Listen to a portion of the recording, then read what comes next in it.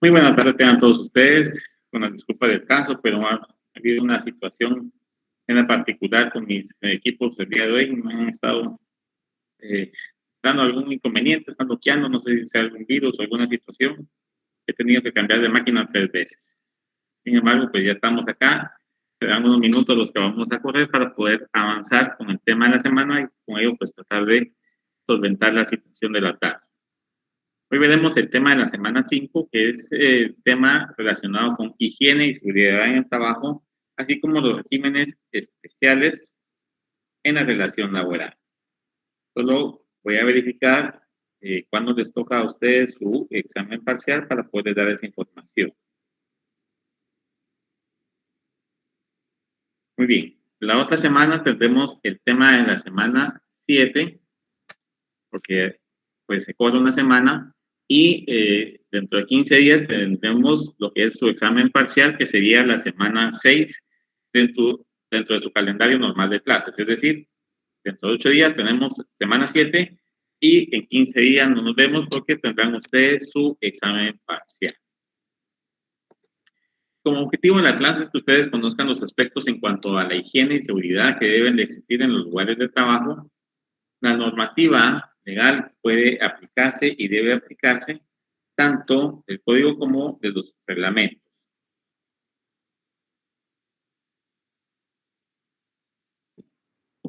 De igual manera, conocer lo relativo a los regímenes especiales en la relación laboral. Higiene y seguridad. El Código de Trabajo regula en el título quinto, capítulo único, lo relativo a la higiene y seguridad en el trabajo.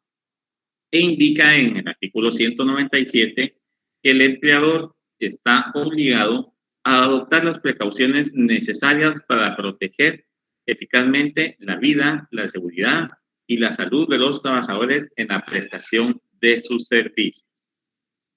Para tal efecto, debe de adoptar todas las medidas legales y sanitarias para el fiel cumplimiento de lo preceptuado en este título, es decir, a partir del artículo 197 del Código de Trabajo, así como los reglamentos que vamos a estudiar el día de hoy, aunque sea en forma muy general por lo extenso que puedan ser y la premura del tiempo que nosotros tenemos.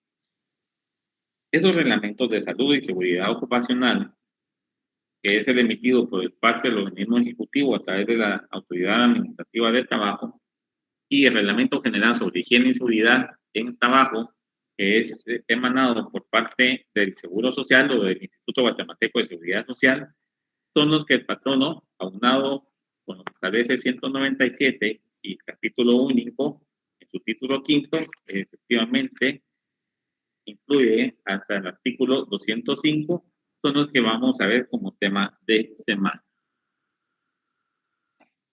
Dentro de las obligaciones de los patronos para preservar la vida y la salud de sus trabajadores, tenemos la de tomar acciones para prevenir accidentes de trabajo.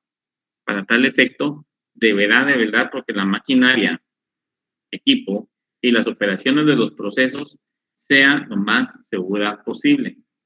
Prevenir enfermedades de tipo profesional, evitar incendios o prevenir incendios, suministrar el equipo y ropa de trabajo adecuada para la labor a desempeñar, permitir que las relaciones laborales se desarrollen de una manera sana, es decir, no permitiendo la ingesta de bebidas alcohólicas ni desempeñar las labores bajo estas circunstancias, así como cualquier tipo de droga o estupefaciente que son los que en algún momento debilitan o disminuyen la capacidad intelectual momentáneamente de la persona del trabajador.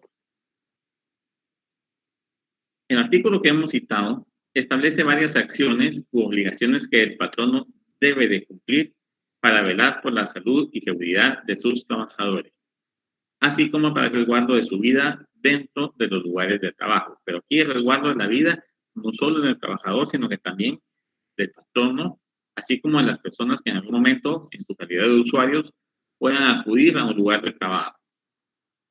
Citaremos algunas de estas obligaciones que tiene el patrono, las que se consideran más importantes, sin perjuicio de las que plasma el código en el artículo 197 y siguientes, así como los reglamentos relacionados con estos temas. Estos establecen también otras situaciones encaminadas también a cumplir dichos preceptos. Es decir, también es de observancia obligatoria la aplicación de esos dos reglamentos. Se pueden plasmar disposiciones complementarias a esos reglamentos o, utilizando como fundamento esos reglamentos, disposiciones que deben de observarse en los lugares de trabajo y esas se plasman en el reglamento interior de trabajo. Asimismo, pueden existir situaciones diversas que también escapen del código de trabajo o de ambos reglamentos y que sean producto o consecuencia de un pacto colectivo y que permitan mejorar o establecer condiciones de higiene y seguridad o salud y seguridad ocupacional en los lugares de trabajo. La primera de esas situaciones que mencionaremos es la de prevenir accidentes de trabajo. Para ello, la maquinaria, equipo e instalaciones deberán de encontrarse en óptimas condiciones y ser reparados o reemplazados en caso de algún desperfecto. De igual manera, se deberá de capacitar al o los trabajadores en la realización de los procesos u operaciones de la misma para la correcta ejecución de los trabajos. La inspección de esa maquinaria, equipo e instalación debe de hacerse de forma periódica, es decir, verificarse de forma constante en la maquinaria, equipo o instalaciones no presente algún desperfecto, algún daño, desgastes de uso que puedan ocasionar algún tipo de accidente para poder corroborar que la maquinaria se está utilizando como debe y que no implica ningún riesgo o alguna situación similar. La segunda de las situaciones que se debe corroborar es la de prevenir enfermedades profesionales.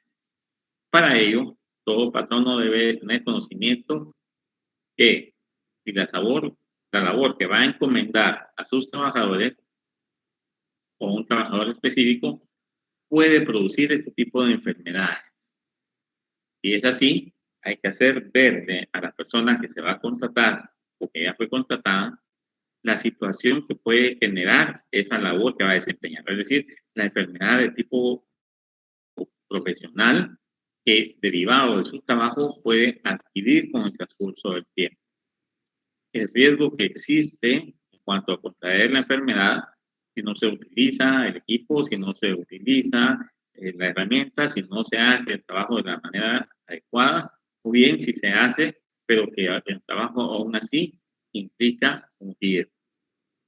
Para eso, entonces, si el trabajador acepta esas condiciones o realizar esa labor, deberá recibir una capacitación que lo instruya para poder ejecutar esa labor. Hay que proveerle, si el trabajo sí lo requiere, el equipo o ropa de protección necesaria para el correcto desempeño de sus labores y evitar o eliminar así el riesgo latente. Yo no sé si ustedes en algún momento han visto noticias o algún anuncio, alguna presentación en cuanto a la labor que, por ejemplo, realiza Instituto Nacional de Ciencias Forenses en sus laboratorios de química, donde analizan los fluidos, si es sangre, si no es sangre, qué tipo de fluido es, si hacen pruebas de ADN y todo eso que hacen en el INACIF. Ese tipo de labores necesitan obviamente de mascarilla, careta, guantes, en algunas ocasiones los trajes de tipo conejo, como le llaman, que va desde la protección de la cabeza hasta los tobillos, regularmente es un overol de una sola pieza. Ese tipo de labores pueden ocasionar una enfermedad profesional. ¿Por qué? Porque allí se utilizan químicos, se utilizan instrumentos o cuestiones que emiten algún tipo de radiación y que pueden degenerar la salud de la persona del trabajador. Entonces, el trabajador debe estar sabido de esa situación al momento en que va a ser contratado o va a aceptar el trabajo y el patrón está obligado a proveerle no solo la capacitación, sino también el equipo o la ropa de protección necesaria para hacer esa labor. Con ello, obviamente, se va a disminuir o a eliminar el riesgo que pueda existir para contraer ese tipo de enfermedades. Tercera situación, prevenir incendios. Para tal efecto deberá seguir las instrucciones de los productos, maquinaria o equipo que se use dentro del lugar de trabajo así como el correcto manejo de las instalaciones, tanto eléctricas como resguardo de los materiales o sustancias que son flamables. Por ejemplo, los almacenes generales de depósito o los almacenes de las empresas grandes que utilizan muchos químicos o agroquímicos deben de tener una capacitación en cuanto a ese tipo de sustancias, cómo manejarlas, cómo resguardarlas. Son flamables. Los agroquímicos son sustancias flamables, los que se utilizan para fumigar, para eliminar plagas. Ese tipo de sustancias seguramente pueden provocar incendios o son susceptibles de provocar una llama o permitir el avance de algún incendio. Entonces, todo eso también debe estar encaminado a prevenir que ocurra. No solo cómo reaccionar cuando ocurre, sino que prevenir. Igual con la maquinaria o equipo, que no tenga un cortocircuito, que esté bien conectada, que producto de algún desgaste, algún daño que pueda tener, pueda ocasionar algún accidente y que del accidente o desperfecto en la máquina se provoque un cortocircuito, una chispa en un lugar no adecuado. Todo ese tipo de situaciones hay que prevenirlas. Por eso la maquinaria, se recordarán ustedes, hay que estar observando con cierto tiempo. Siguiente, colocar y mantener los resguardos y protecciones a las máquinas y a las instalaciones. Esto para evitar poner en riesgo a los trabajadores. Respecto a este tema, los reglamentos de salud y seguridad ocupacional, así como de higiene y seguridad, son los que van a contemplar estos aspectos que vamos a ver. Otra obligación que tiene el patrono es capacitar a los trabajadores de forma constante respecto a temas de seguridad e higiene en el trabajo. Es decir, no solo instruirlo en cuanto a cómo prevenir, sino que también capacitarlo en cuanto a temas de seguridad e higiene. No es solo decir, vea usted cómo utiliza, por ejemplo, un extinguidor. No, hay que enseñarle a utilizar el extinguidor. Yo el año pasado, donde estaba laborando, recibí una capacitación, primera que recibo de ese tipo, en cuanto a los tipos de fuego que pueden haber, los tipos de extintores que pueden haber y cómo se utiliza cada uno de esos extintores. Dependiendo del tipo de fuego, vamos a responder con un extintor tipo A, B o C y vamos a utilizar cierta técnica para poder utilizar el extintor. Eso es parte de la capacitación que le tiene que dar a uno el patrón. Yo les pongo ese ejemplo del incendio. Hay cuestiones de seguridad, de higiene, cómo utilizar, cómo desechar los guantes, de látex que se usan y situaciones de ese tipo. Siguiente, colocar y cuidar que en las instalaciones sanitarias para hombres y mujeres estén en proporción a la cantidad de trabajadores de uno u otro sexo. No puede haber un baño general para todos, hombres y mujeres. Estos baños deben de mantenerse en condiciones de higiene, es decir, limpios, con agua suficiente, así como con instalaciones de lavamanos. Se utiliza el servicio sanitario, nos lavamos las manos, hay que proveer el jabón, la toalla o el papel secante para ese tipo de situaciones. Y dentro del lugar de trabajo, por la labor que se desempeña o porque se utiliza un uniforme, deben de existir vestidores o cambiadores de ropa, deben de habilitarse espacios tanto para hombres como para mujeres y en la medida de lo posible están retirados uno de otro. No podemos tenerlos a la par o no puede ser un vestidor común. Los de hombres de un lado y de preferencia los de la mujer del otro lado, junto con sus servicios sanitarios. Ustedes dirán, en mi lugar de trabajo no se cumplen esas cosas, pero hay cuestiones que no son necesarias que existan en un lugar de trabajo. Por ejemplo, los que trabajan en una farmacia, no va a haber un vestidor para hombre o para mujer. Los que trabajan en instituciones bancarias posiblemente sí tengan esa dicha. Los que trabajan en alguna dependencia del gobierno se darán cuenta, por ejemplo, Policía Nacional Civil o Ministerio Público o el organismo judicial, que tienen baños. En el organismo judicial los hombres están para un lado y las mujeres para el otro. Igual el Ministerio Público, por menos en Gerona, para un lado hombres, para el otro lado mujeres. Pero Policía Nacional Civil no. Ellos regularmente comparten un solo baño para todos los elementos, indistintamente si son hombres y mujeres.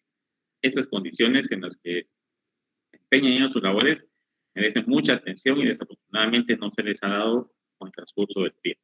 Mi respeto para las personas que realizan esas labores, porque no obstante las situaciones de precariedad en que muchas veces se encuentran, en cuanto a temas de seguridad, higiene y salud, aún así realizan su trabajo de la mejor manera posible. Siguiente, mantener un botiquín con elementos indispensables de primeros auxilios. El reglamento que para el efecto emitió X establece que debe existir dentro de los lugares de trabajo al menos una persona que se encargue de administrar y tener bajo su resguardo dicho botiquín.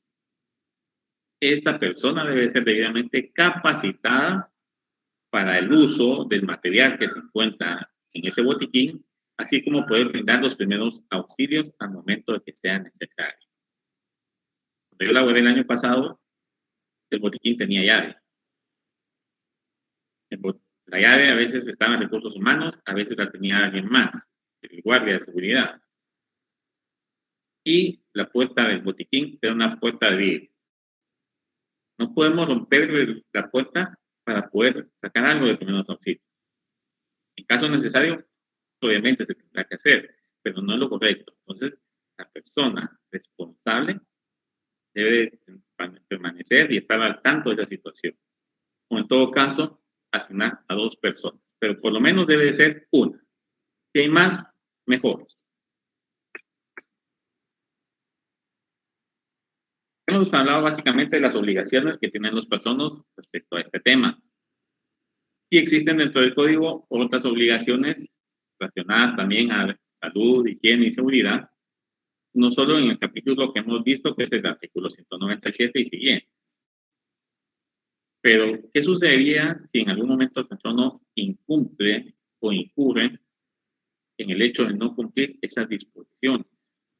¿Será que son causa de alguna falta laboral? ¿Será que son causa de algún delito? ¿Puede incurrirse en algún delito? ¿Qué pasará? ¿Existirá alguna norma que nos indique qué acción tomar? ¿Existe algún tipo de sanción a imponer para el incumplimiento o ante el incumplimiento de esas situaciones? ¿O qué sucede si el incumplimiento que el patrono observa o comete es derivado del actuar del trabajador? ¿Cómo respondemos a esas interrogantes que ustedes ven en pantalla? Incumplir o incurrir en el no cumplimiento de esa disposición.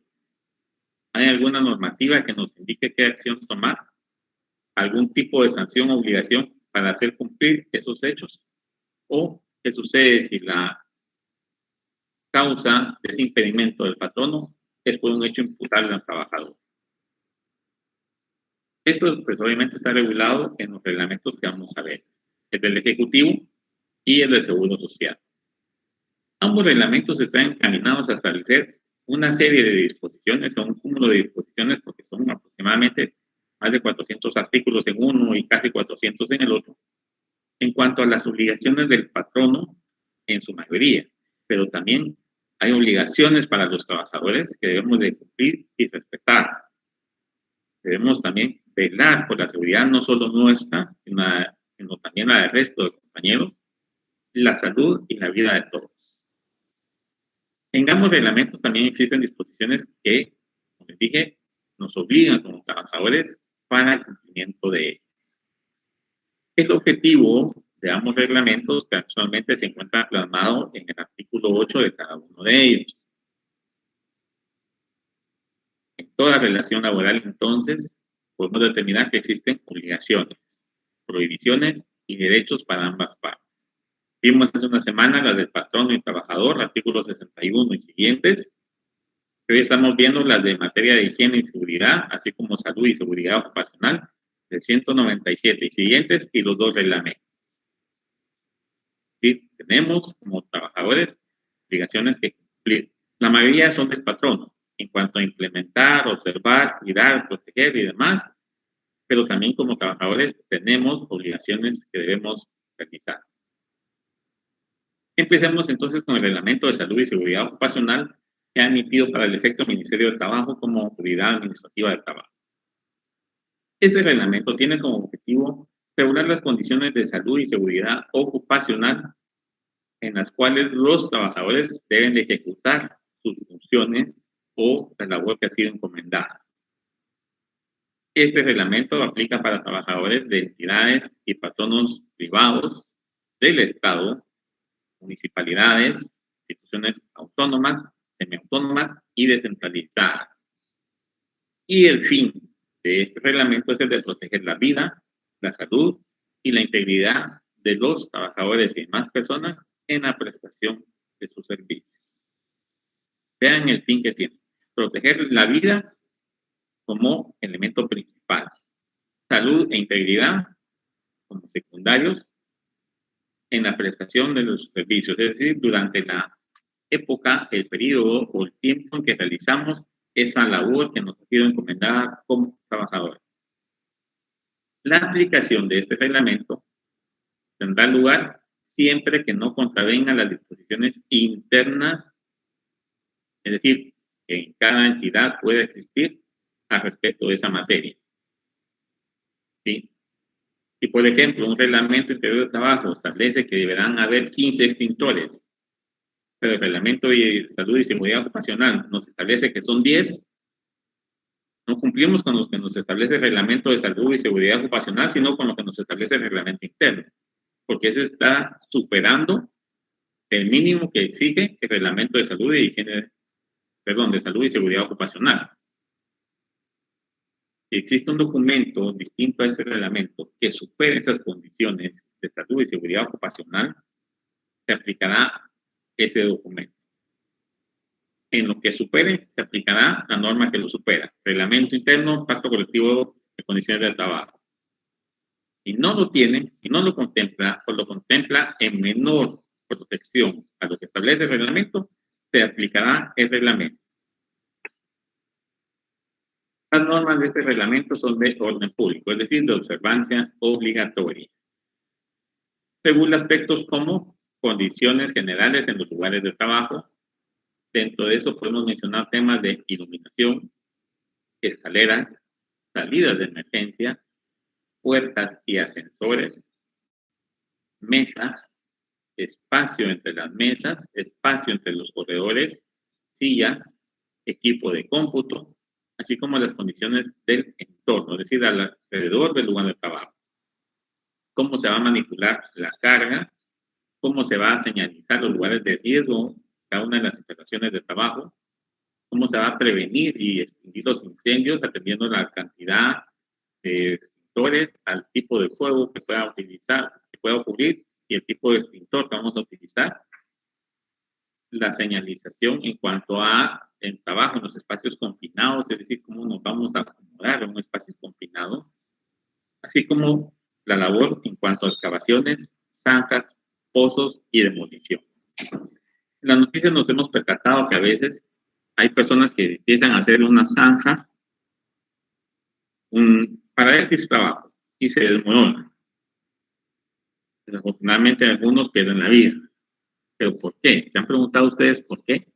Porque simple y sencillamente hacen una zanja sin tomar en consideración la forma en que el reglamento establece cuáles son las condiciones en que debemos de ir generando esa seguridad. De cuántos metros debe de ser, con qué maquinaria se va a hacer, dónde vamos a poner la tierra que estamos extrayendo para hacer esa zanja o ese pozo, qué tipo de instrumentos de seguridad vamos a utilizar si fuera el caso, o cómo vamos a efectuar la demolición. Es una demolición, qué tipo de explosivo, la cantidad necesaria, adecuada, para poder cumplir con esas disposiciones del reglamento.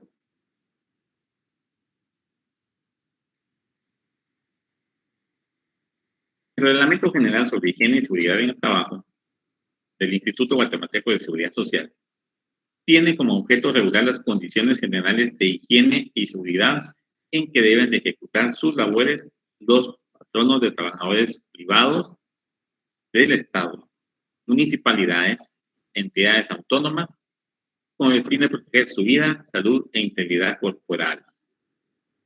Como vemos, el objetivo es muy similar con el reglamento emitido por el Ministerio de Trabajo. Y sus normas también son de orden público, es decir, de observancia obligatoria. El segundo de los reglamentos, es decir, el de higiene y seguridad en el lugar de trabajo emitido por el ICS, regula aspectos como condiciones generales de los locales y ambientes de trabajo. Motores, transmisiones y máquinas calderas, sustancias peligrosas, aparatos elevadores, montacargas, andamios, asientos, servicios sanitarios, lavamanos, duchas, vestidores, casas de habitación, comedores en los lugares de trabajo, botiquín, higiene mental y finalmente sanciones en caso de inobservancia del reglamento. Ambos reglamentos coinciden en establecer organizaciones de salud y seguridad ocupacional. Tienen fines muy parecidos, regulan algunas cuestiones que pueden parecerse un poquito unas de otras, y por eso se establece de que se va a aplicar el que mejor proteja al trabajador. Si ninguno de los dos protege al trabajador, sino que lo hace un reglamento interior, se aplica el reglamento. Estas comisiones o estas organizaciones de salud y seguridad ocupacional serán las encargadas de tomar acciones para cumplir ambos reglamentos y va a estar integrada por igual número de trabajadores y patronos y deberá contar con su propio reglamento, es decir, cuál va a ser la función de los integrantes de esa organización, quién va a ser presidente, secretario, tesorero, si fuera el caso, que así se maneje, a quién va a estar a cargo del botiquín, quién va a ver tal situación, cómo se va a reportar, cuál va a ser la vía para evacuar o la ruta de escape de un lugar, cuál va a ser la forma de reportar algún incidente, cuál va a ser la forma de reportar algún desperfecto. Todas esas situaciones, en cuanto a salud y seguridad ocupacional o higiene y seguridad se refiere, lo van a ver estas organizaciones de salud, conformadas por trabajadores y patronos en igual cantidad de integrantes. Si hay 4 trabajadores, 4 representantes del patrono o 4 patronos. ¿Cómo vamos a corroborar que ese reglamento o ambos reglamentos se cumplan? Esa verificación entonces estará a cargo de las entidades que han emitido esos reglamentos.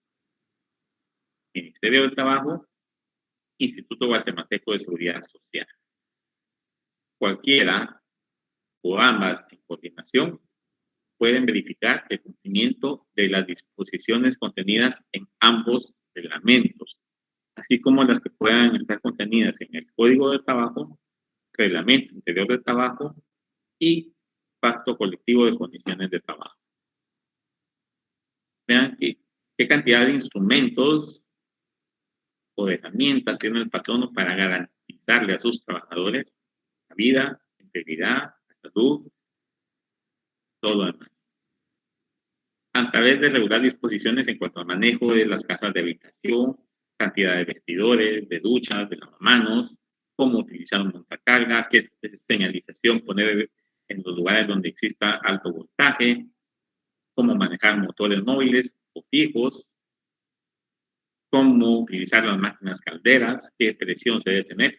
Y en cuanto a máquinas calderas, aparte de estos reglamentos, existe una normativa propia del uso de las máquinas calderas. Recuerden, para quienes no saben, una máquina caldera es un recipiente, es una maquinaria que se utiliza para guardar vapor de agua a gran presión. Una máquina caldera puede en algún momento generar una explosión, provocar una explosión y con eso generar un desastre laboral. Entonces, máquinas calderas tienen su propio reglamento. Es igual y tal vez ustedes dirán no tiene relación, pero sí la tiene con el reglamento que existe para la utilización de cilindros de gas fijos, aquellos de tipo industrial que ustedes ven en algunos restaurantes o centros comerciales, que se ven los grandes camiones que proporcionan el gas licuado para el uso de las instalaciones de comercial o de restaurante.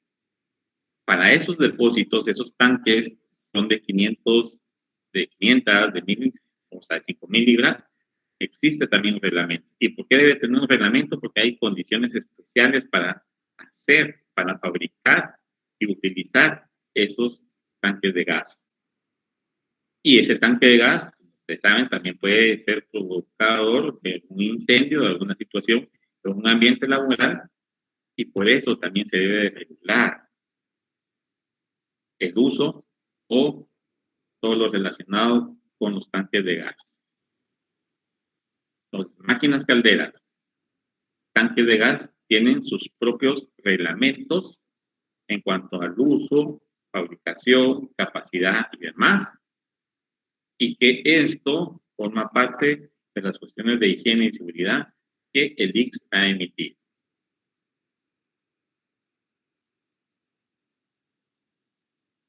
En Guatemala se encuentra regular relaciones laborales distintas atendiendo al tipo de trabajo o servicio que se debe prestar por parte del trabajador. Perdón que cambie tan bruscamente el tema, pero dejando por un lado los reglamentos, vamos a hablar un poco de los regímenes especiales en la relación laboral. Se me pasó por alto el título, venía tan emocionado con los reglamentos que olvidé el título. Pero como tema 2, regímenes especiales en la relación laboral. Como hemos dicho, Guatemala pues tiene reguladas relaciones laborales distintas atendiendo al tipo de trabajo o servicio que se deba prestar por parte del trabajador. ¿Esto por qué? Porque existe una diversidad de situaciones que pueden ocurrir dentro de un contrato de trabajo y por ello se han establecido disposiciones de carácter especial que deben cumplirse por ambas partes de esa relación laboral, como lo establece el código. Para el efecto, entonces, nos vamos a remitir a partir del artículo 138 y siguientes, que es donde inicia el título cuarto del Código de Trabajo. Allí encontraremos entonces todo lo relativo al trabajo sujeto a regímenes especiales, incluyendo dentro de este título el régimen de los servicios del Estado y sus instituciones. Hablemos entonces un poco del contrato o del trabajo en regímenes especiales. El Código de Trabajo no formula una definición respecto a qué es o deba de considerarse como un régimen especial de trabajo. Sin embargo, podemos utilizar la definición que el tratadista Juan de Pozo nos da a este respecto. Él afirma que el trabajo en un régimen especial obedece a la razón de sus circunstancias o condiciones de sus actividades que adquieren tipicidad, lo que lo hace distinto de los contratos de trabajo en general, tomando en cuenta factores que son determinantes para tal regulación. Es decir, no es lo mismo estar en una oficina haciendo un trabajo de escritorio frente a la computadora 8 horas en el día, que estar en una oficina paquetando, no sé, sustancias tóxicas. No es lo mismo. No es lo mismo estar en una oficina haciendo labores de servicio doméstico o de limpieza. No es lo mismo. Ese tipo de situaciones características o que le dan una tipicidad distinta es la que nos genera esa situación de trabajo sujeto a regímenes especiales. Partiendo entonces de lo anterior, podemos considerar que un régimen especial en el trabajo surge cuando inicia una relación laboral que por sus elementos, es decir, los sujetos que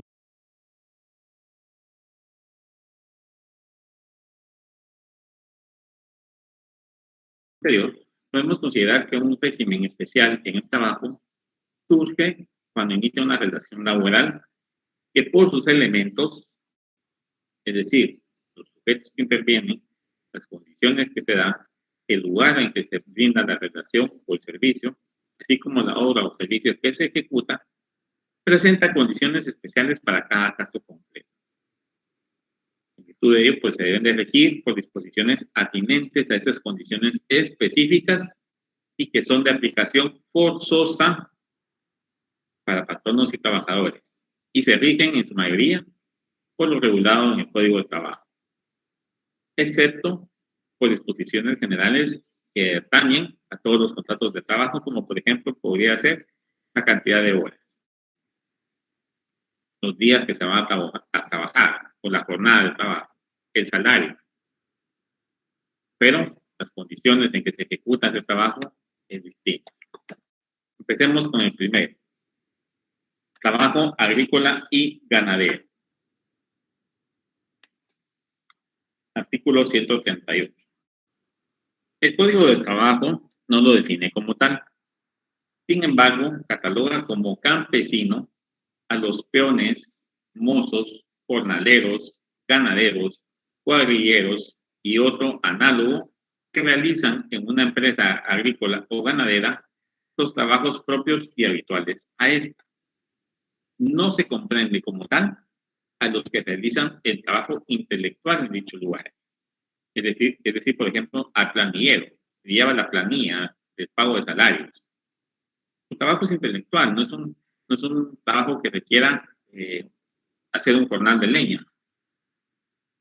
No es un trabajo que requiera hacer el ordeño a las 4 de la mañana. No, son trabajos intelectuales más que físicos. Ellos quedan excluidos de considerar que son campesinos, peones, mozos y demás. Dentro del trabajo agrícola y ganadero pueden existir mujeres y menores. Y a eso se les otorga la calidad de coadyuvante, es decir, alguien que colabora con el que realiza la labor principal en materia agrícola y ganadera. Él complementa la labor que hace el trabajador campesino y, a vida cuenta, se considera entonces que solamente existe un contrato de trabajo. Pasa mucho, por ejemplo, en la época de cosecha del café, ¿sí? Meses de noviembre, diciembre, enero, está cosechando, que es la época álgida de la cosecha del café. No tardará, espero yo, tener con mi taza de café en unos minutos, pero ese tipo de situaciones son las que provocan que, por ejemplo, el trabajador lleve para sacar rápido su tarea o la tarea encomendada a su esposa y a sus hijos ya grandecitos a cortar el café. Porque mientras más saque el producto, mejor le van a pagar. El contrato de trabajo lo tiene él, el trabajador, sí. Su conviviente, esposa, o si fuera mujer, el esposo de ella, y los hijos que colaboren con ella, serán coadyuvantes, pero a ellos no se les reconoce un contrato de trabajo. El artículo 140 establece quiénes no pueden ser representantes del patrono en este tipo de contratación, que establece el 140.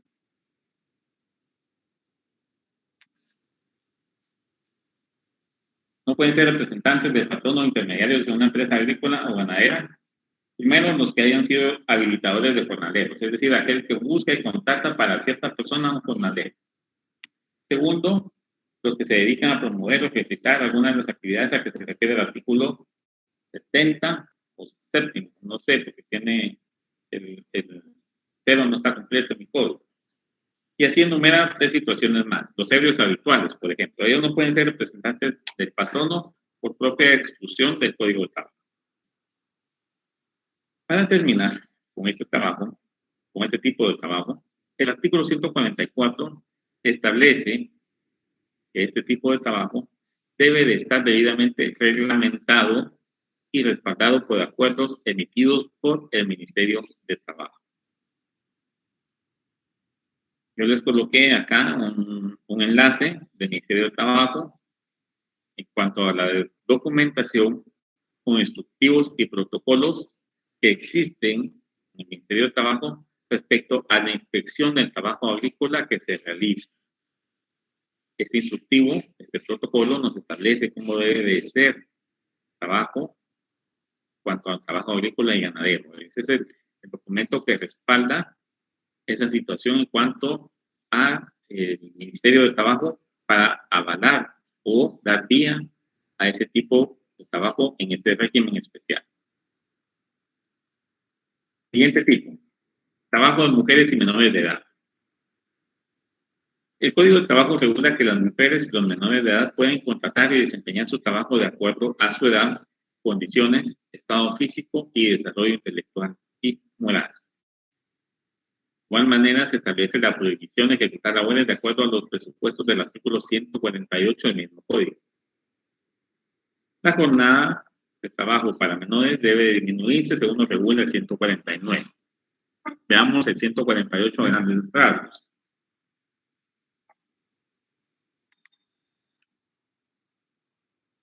Trabajo de mujeres y menores de edad, capítulo 2, 148. Se prohíbe C. El trabajo nocturno y la jornada extraordinaria de los menores de edad. D. El trabajo diurno de los menores de edad en cantinas u otros establecimientos análogos en que se expendan bebidas alcohólicas. ¿Sí? O el trabajo de los menores de 14 años. Son prohibiciones expresas en cuanto al trabajo de menores de edad. Y el siguiente, en cuanto a la jornada, que es el 149, la jornada ordinaria diurna, que indica el artículo 116, se debe disminuir para los menores de edad así: en 1 hora diaria y en 6 horas a la semana para los que son mayores de 14 años, y en 2 horas diarias y en 12 horas a la semana para los jóvenes que tengan esa edad o menos, siempre que el trabajo de estos se autorice conforme al artículo 150. Es decir, debe de existir una autorización por parte de la autoridad administrativa de trabajo para que un menor de edad menor de los 14 años pueda laborar. Y en todo caso, su jornada de trabajo se reduce en 2 horas diarias o 12 a la semana. Pero hay que considerar los presupuestos del siguiente artículo, que es el 150, y debe de existir una autorización para que un menor de 14 años pueda trabajar. Es responsabilidad de la Inspección General del Trabajo la autorización de trabajo de persona menor de 14 años, atendiendo a las circunstancias especiales del caso. Podemos mencionar alguna de ellas. Que se trate de trabajos livianos por su duración e intensidad, compatibles con la salud física, mental y moral del menor. Esa es una de las causales que puede permitir que alguien no ha alcanzado los 18, pero que es menor incluso de 14, pueda desempeñar una labor.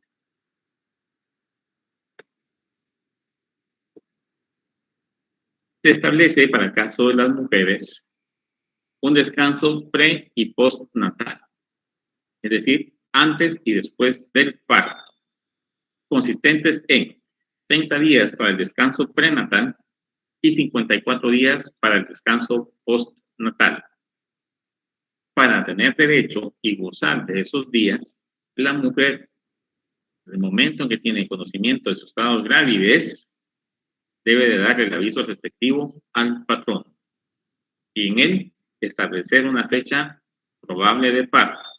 Obviamente ese certificado o ese aviso se lo va a extender un médico facultativo en esa materia, médico general, ginecólogo, obstetra, no sé quién de todos, con que ella consulte, de preferencia un ginecólogo, es el que va a establecer el estado de gravidez y la fecha probable de parto. Atendiendo a eso, ya el patrono tiene conocimiento de esa situación, de qué mujer o qué mujeres en su lugar de trabajo presentan su estado de gravidez y debe de contemplar esa situación a futuro. En el caso que la mujer adopte a un menor de edad, se le va a conceder licencia que va a equivaler al periodo de los 54 días o del periodo de postparto. Es decir, si por ejemplo la mujer no puede tener hijos o quiere, no obstante tener hijos, adoptar a un menor de edad, tiene derecho a que el patrono le conceda un periodo igual a la cantidad de días que da por el periodo postparto. En cuanto a las mujeres, también se establece el periodo de lactancia, es decir, después del parto, obviamente, la mujer va a gozar de un periodo de lactancia. Este va a equivaler a 2 medias horas en el día o 1 hora diaria, por un plazo máximo de 10 meses desde el momento en que ella se incorpore, desde el momento en que ella haya dado a luz o haya alumbrado o haya ya nacido el bebé.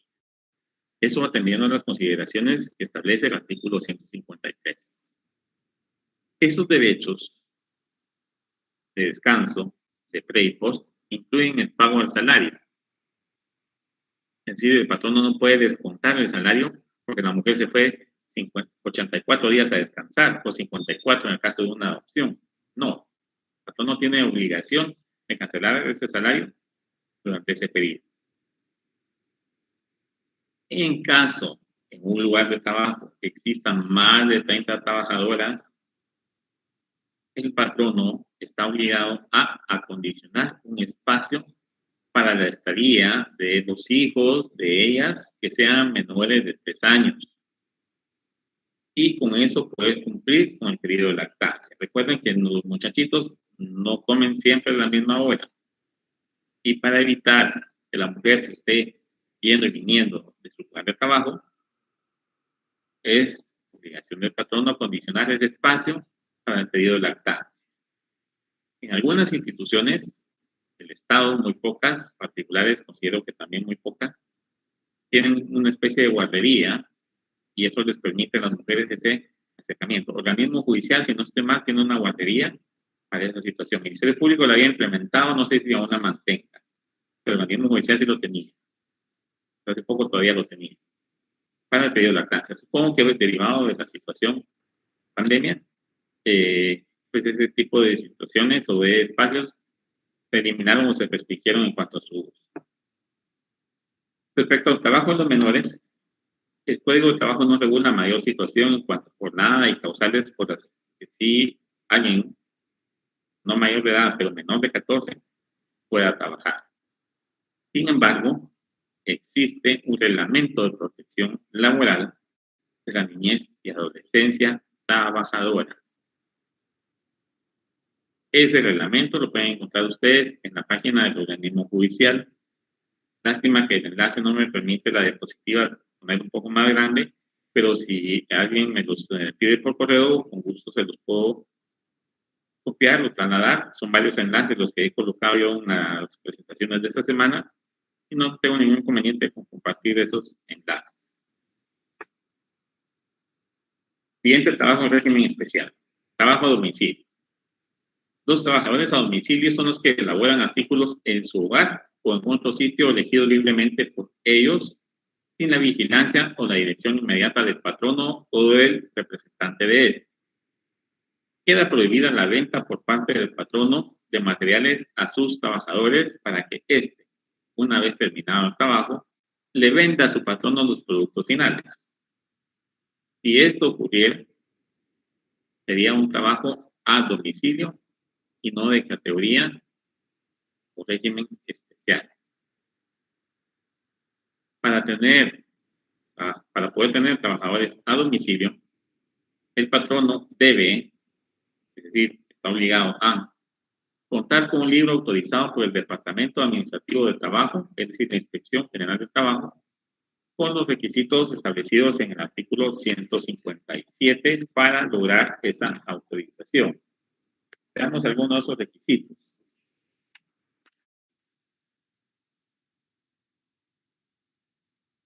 La dirección del lugar donde vive debe de obrar en el libro de trabajo a domicilio. Los nombres y apellidos de los trabajadores que van a hacer este trabajo, la cantidad, calidad y precio de las materiales o de las materias primas que se suministran. Esos son parte de los requisitos que se deben de cumplir o se deben de plasmar en ese libro para que el Departamento Administrativo de Trabajo, a través de la Inspección General, autorice el trabajo a domicilio.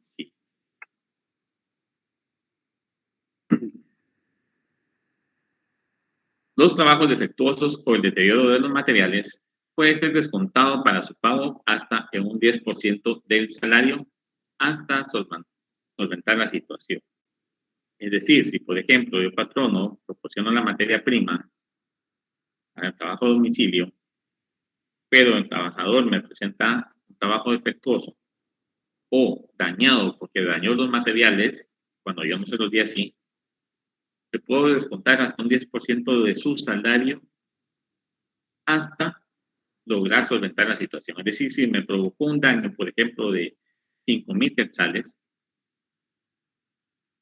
le voy a descontar un máximo del 10% de su salario. Si se gana el salario mínimo, le puedo descontar máximo 300 quetzales al mes, por poner una cantidad. Entonces, eso se va a multiplicar por la cantidad de meses para que el trabajador me logre reparar ese daño de 5,000. Obviamente serán casi 20 meses de salario. Las retribuciones deben de ser canceladas por entregas o de manera semanal y no puede ser menor a las que se paguen en la localidad que sean iguales. Es decir, lo que se paga fuera de mi lugar de trabajo como patrono por hacer esa labor con la misma cantidad, la misma calidad, es lo que yo voy a pagar. No puedo pagar menos. Si pago más, pues no hay ningún inconveniente, pero no puedo pagar menos. En caso de incumplimiento por parte del patrono, este debe cancelar al trabajador una indemnización equivalente al doble de los salarios dejados de percibir. Vean ustedes esa obligación que tiene el patrón. El doble del salario dejado de percibir si existe algún incumplimiento por parte del patrón. ¿En qué momento se cancela esa indemnización? Pregunta la semana que les queda en el tintero. ¿Se las pago en el siguiente salario?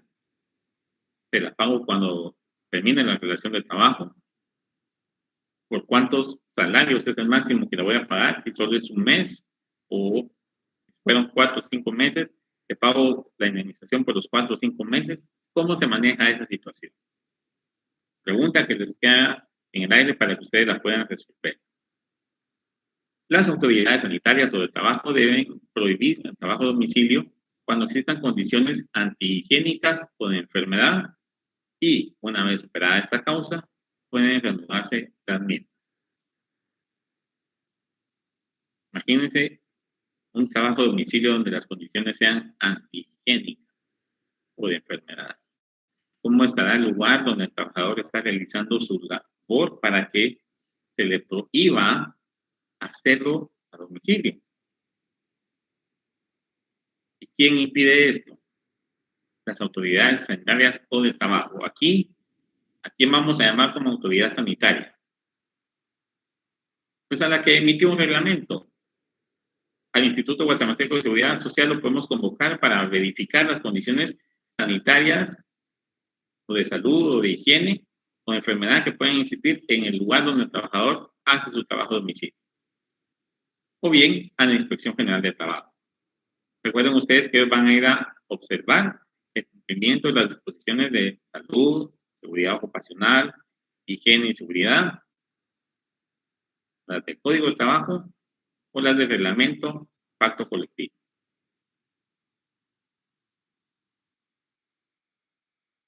En el trabajo doméstico, los trabajadores domésticos son los que se dedican en forma habitual y continua a labores de aseo, asistencia y demás propias de un hogar o de otro sitio de residencia o habitación particular, y no importa el lucro o el negocio para el patrón.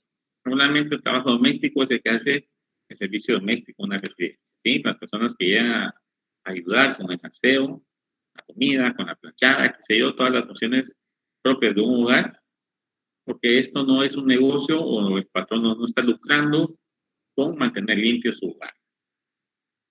La retribución que se le otorgue, es decir, el pago que se le otorga, debe de incluir, y es obligación para el patrón. Ustedes en algún momento han considerado eso, tienen que tener pendiente de esa obligación, de incluir habitación y manutención. Es decir, si la persona vive allí, darle un cuarto y sus 3 tiempos de comida o la manutención necesaria. Yo conozco en muy pocas situaciones así, donde las familias han tenido a alguien que les tiene ese tipo de servicio de trabajo, perdón, por más de 15, 20 años. Forma parte casi de la familia.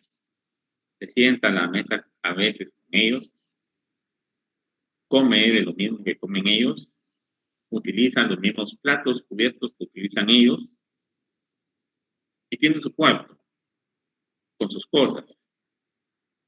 Puede utilizar el servicio de internet de la casa.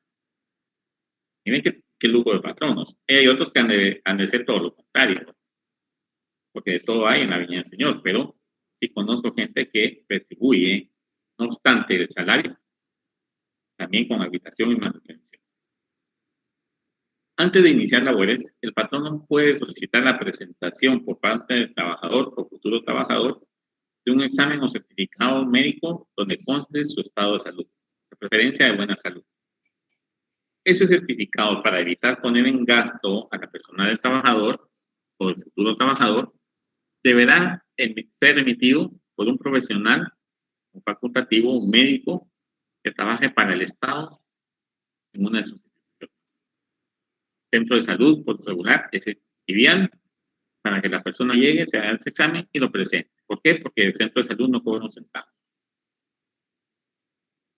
El trabajo doméstico no está sujeto a horario ni a las limitaciones de la jornada de trabajo. Ustedes se recordarán de la jornada, habían excepciones en cuanto a el horario o jornada de trabajo. El trabajo doméstico es una de ellas.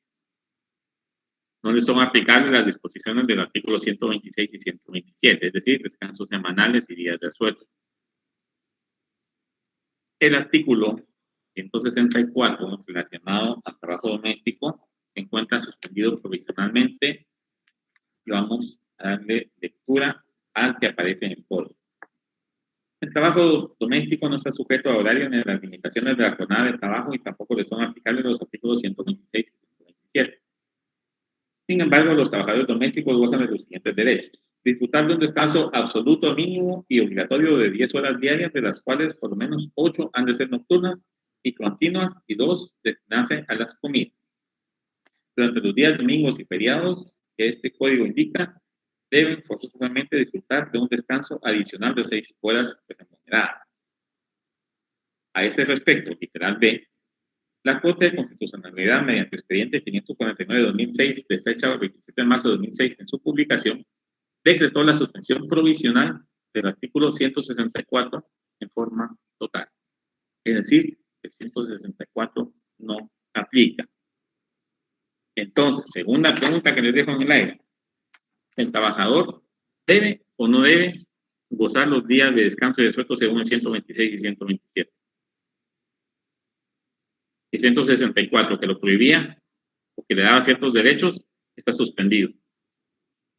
¿Cómo interpretan ustedes, cómo resolverían ustedes como juez o como inspector de trabajo esa situación que le llegue a presentar un trabajador doméstico que diga que no gozó sus descansos semanales, que no goza sus días de descanso y que no duerme las 8 horas diarias? ¿Qué hace? Una pregunta. También se establecen los casos de enfermedad de patrono sobre el trabajador y cómo solventar esas situaciones en cuanto a enfermedades. Se establece también en este régimen especial cuáles pueden ser las causales para dar por finalizada la relación laboral. Es decir, aquí no nos vamos al 77, porque tiene sus propias causales para dar por finalizada esa relación.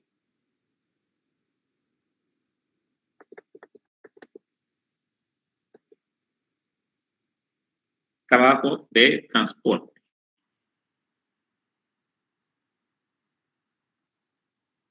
El Código de Trabajo establece que toda persona que sirva en un vehículo que realiza la conducción de carga y de pasajeros o de una u otra, ya sea por tierra o por aire, será considerado trabajador en este régimen.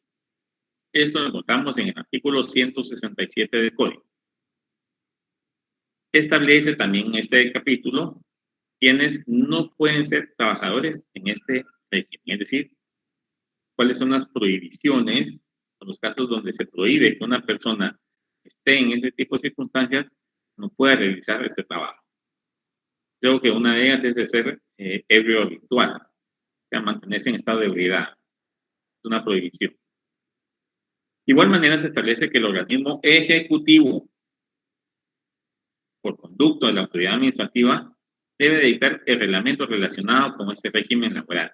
Es decir, hay un reglamento para el trabajo de transporte. Para el caso de transporte de pasajeros, cada municipalidad deberá emitir el reglamento respectivo para su regulación. Hay casos en que, por ejemplo, un transporte de pasajeros pasa por 3, 4, 5 municipios. Y para la licencia de autorización de transporte de pasajeros, la empresa o la persona particular que vaya a prestar ese servicio debe de cumplir con los requisitos que exige cada municipalidad, tanto la de origen y destino como la de paso. Si no cumple con los requisitos y la municipalidad no autoriza, el transporte no puede pasar en ese lugar o no puede tener como punto de partida o de destino ese lugar. Acá también aparecen tres enlaces específicos. El primero, que es de la Dirección General del Transporte, que es el relacionado al transporte extraurbano de pasajeros en carretera, es decir, cómo se regula esa situación. El segundo, que es del Departamento de Tránsito, que es la Ley para el Fortalecimiento de la Seguridad Vial. Y el tercero, que es de Caminos, es el Reglamento para el Control de Pesos y Dimensiones de Vehículos de Carga. Como les dije, ustedes tienen todos los enlaces para profundizar en un tema. Enhorabuena, yo se los comparto sin ningún tipo de inconveniente.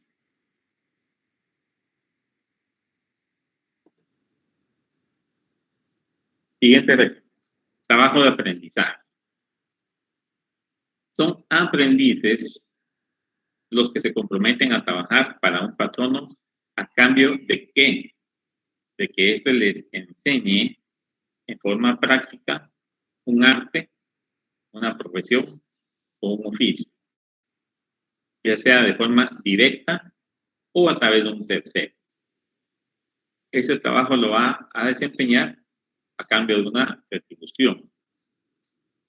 Y en este caso, excepción, el salario puede ser incluso menor al salario mínimo. Lean para el efecto el artículo 170 en cuanto a este aspecto. El trabajo de aprendizaje es estipulado a plazo fijo, es decir, aquí sí se va a indicar en qué fecha inicia y en qué fecha termina.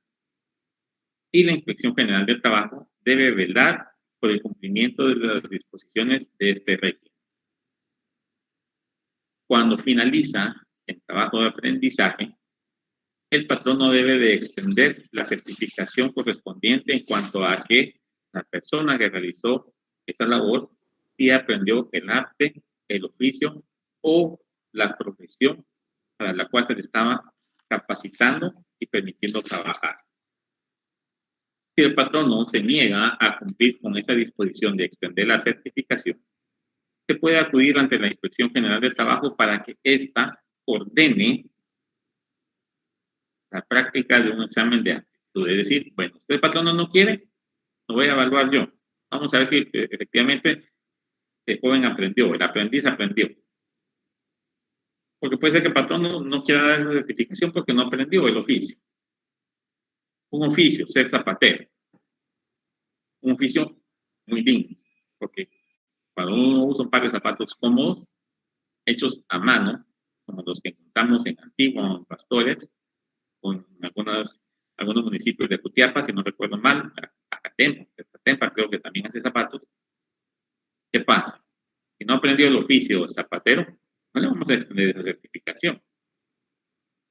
Pero si lo capacitamos, lo entrenamos, le enseñamos, pero por capricho no le queremos dar, él puede acudir a la inspección y decir, miren, señores de la inspección, el patrono con el que yo hice un trabajo de aprendizaje no me quiere dar mi certificación. ¿Qué va a hacer la inspección? Bueno, entonces lo vamos a evaluar, vamos a ver si tiene la aptitud para efectivamente hacer ese trabajo. Es como cuando ustedes se trasladan de una universidad a otra y dicen, bueno, vamos a hacer equivalencia. O ya tienen cierto conocimiento de algún idioma y van a inscribirse a una academia y hacen un examen de aptitud para ver en qué nivel los pueden colocar, qué nivel de aprendizaje. Si ese examen es aprobado ante la inspección, el patrono está obligado ya con una orden de la inspección de emitir dicha certificación. El trabajo y la enseñanza en los establecimientos correccionales para artes y oficios debe de regirse por las disposiciones de dicho capítulo, es decir, capítulo 6, el título 4 así como las disposiciones que para el efecto emitan forma conjunta de preferencia el Ministerio de Trabajo y de Educación. ¿A qué se refiere con estos establecimientos correccionales? Granjas de cumplimiento de condena, tanto de menores como de adolescentes en conflicto con la ley, pero como de mayores. Trabajo de Pavón, de Pavoncito, de la granja penal en Puerto Barrios, la de Cantel en Quetzaltenango, la gente que hace hamacas, que hace mochilas, que hace bolsas de cuero. Aprendieron un oficio posiblemente, ¿sí? Aprendieron a pintar, pero para eso debe existir un reglamento partiendo de lo que establece el Código de Trabajo y lo que para el efecto disponga el Ministerio de Trabajo y de Educación. No es solo así, ¿por qué? Porque la persona, en cuanto recobre su libertad o cumpla su condena, como parte de las medidas de reinserción en la sociedad, va a ir a desempeñar ese oficio o ese arte que aprendió. Si no está avalado, difícilmente alguien lo pueda contratar. Pasa. Yo tuve la oportunidad de desempeñarme un tiempo en una entidad del Estado que tiene a su cargo las granjas de cumplimiento de condena de los adolescentes de conflicto con la ley, así como los de detención preventiva, y existían convenios con el Ministerio de Trabajo, el Ministerio de Educación, cuanto a darles esa capacitación en algún oficio, con INTECAP incluso, para que ellos también avalen la profesión, el arte o el oficio que están aprendiendo y que puedan ser contratados o ya salir a desempeñar una función específica, un trabajo, un oficio, al momento en que se reintegren a la sociedad. Esto es parte de la función que tiene la pena en este tipo de establecimientos. Ustedes saben que la pena no solo es un castigo, también tiene que contribuir a la resocialización y reinserción. Y la resocialización lleva este aspecto de trabajo, educación, capacidad, conocimiento. Y la reinserción es cómo lo vamos a ir incorporando poco a poco, dándole permisos para que vaya a trabajar, para que vaya a estudiar, para que vaya a hacer sus exámenes y lograr cumplir con el fin de la pena.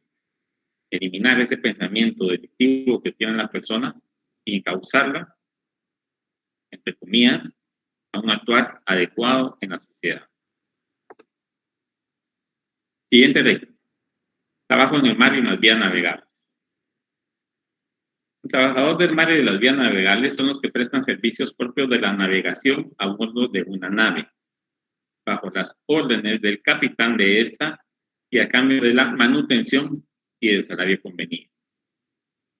Son servicios propios de la navegación, todos los necesarios para la dirección, maniobras y atención del barco, de su carga o de sus pasajeros. El patrono en este caso es el naviero o armador, el propietario o no propietario de la nave, la persona o la entidad que la pareja, la perpetra y expide a su propio nombre y por su cuenta y riesgo. Esos son términos meramente marítimos, que no vale la pena entrar a discutir cada uno de ellos. Por lo menos no en este momento por el tipo de preparación que ustedes están teniendo. Y que percibe las utilidades que produce y soporta las responsabilidades que la afectan en armonía con el artículo 2 del presente código. Es decir, patrono en este caso es el dueño del buque, que corre con el riesgo de la ganancia o la pérdida. Si el barco se hunde, es pérdida. Si el barco se retrasa en entregar la mercadería, es pérdida. Esas pérdidas las soporta el patrón. O la persona que soporta esa pérdida es la que se considera patrón. Esto con fundamento en lo que establece el artículo 175. El trabajo en el mar y en las vías navegables puede celebrarse por tiempo indefinido, a plazo fijo o por viaje determinado. Yo conozco gente que se embarca, se va por 6, 8 meses y regresa. Plazo fijo. Contratan por 6 meses. 6 meses porque le llevan 3 meses ir de aquí a Miami y cargar, descargar y volver a regresar. Hay gente que lo hace y de subir. Descansa 6 meses y a los 6 meses siguientes vuelven a contratar. El trabajador debe ser restituido en cuanto al trabajo de mar y los días navegables al lugar o puerto que para cada modalidad de contrato se establezca, excepto en el caso de prisión impuesta al trabajador por delito cometido en el extranjero o por imposibilidad absoluta de cumplimiento. Es decir, si por ejemplo yo lo contraté en Guatemala, pero resulta que en Miami, abajo del barco, lo agarran cometiendo un acto delictivo y se va a prisión, no tengo obligación de regresar. Yo voy a regresar en mi viaje. Él se quedará en Miami, a Florida, cumpliendo alguna sanción, alguna pena. O por imposibilidad absoluta de cumplimiento, que ha pasado. En Puerto Barrios, por ejemplo, en Santo Tomás, estuvo hace muchos años, no sé si todavía esté, porque tengo años de no ir, un barco que cayó, por así decirlo, llegó a un cierto punto muerto en la bahía de Matique, entre Puerto Barrios y Santo Tomás, o después de Santo Tomás. Ahí se estacionó el barco y ahí lo dejaron abandonado su tripulación. ¿Por qué? Porque el dueño del barco no les iba a pagar, porque el dueño del barco había quebrado, se había desaparecido. Existía una imposibilidad absoluta de cumplir con regresarlos o cumplir con ese contrato de trabajo porque ya no había patrón. La gente abandonó el barco, lo que pudo sacar, sacó y lo vendió. Y por eso, si ustedes van a ese tipo de lugares donde hay puertos, van a ver ustedes que hay personas de repente que no son de Guatemala, pero posiblemente por ese tipo de situación. Y lo mismo puede pasar a guatemalteco que se queda en otro lado. Se establecen en este tipo de contratos de trabajo las causas justas que facultan para dar por terminado el contrato, así como las causales que facultan a los trabajadores para dar por terminado su contrato. Ven ustedes que aquí también existen causales distintas de las que establece el 77, 78, para dar por parte del patrón o del trabajador finalizada esa relación de trabajo. También se establece la obligación del organismo ejecutivo de emitir un reglamento respectivo por conducto al Ministerio de Trabajo. El actual gobierno, hace unos meses, no recuerdo si fue a principios de este año o de septiembre para acá por lo menos, emitió un reglamento, una disposición, y es una ley que fomentaba el trabajo marítimo. Yo les coloqué acá el enlace hacia esa iniciativa de ley. Creo que ahora ya es una ley vigente. Sería de buscar.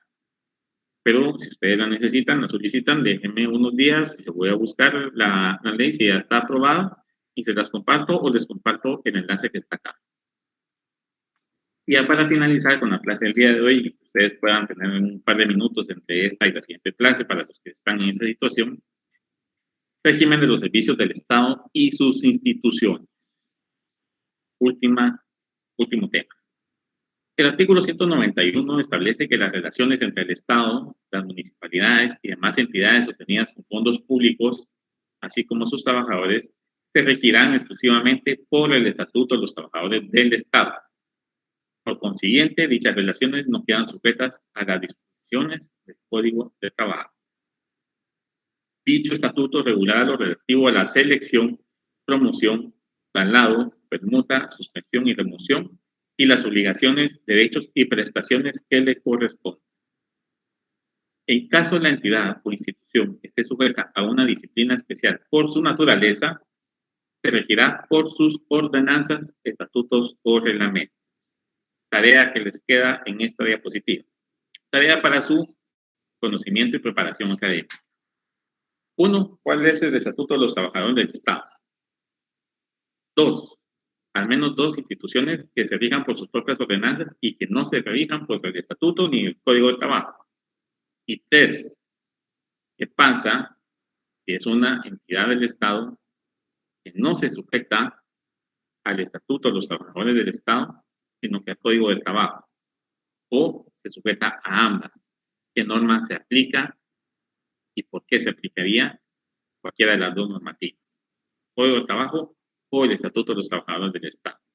Preguntas que les quedan que me gustaría que los que pues estén estudiando, se estén preparando bien para su examen, para futuro profesional, las puedan responder a través del correo.